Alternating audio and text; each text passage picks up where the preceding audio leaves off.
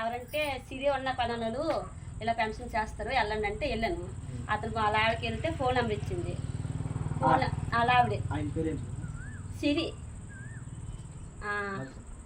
సిరి అదే అలా వాళ్ళ ఇంటికి వెళ్తే అలా వాళ్ళ ఆవిడ ఫోన్ నెంబర్ ఇచ్చింది. ఫోన్ చేసేమో ఇలా ఫోన్ చేశాను, సార్ మా ఆయన చనిపోయారు, మరి ఫ్రెండ్స్ పెట్టండి, ఇల్లు కట్టలేదు, 2 ఆడపిల్లలు అప్పులతో ఉన్నాను అన్నాను.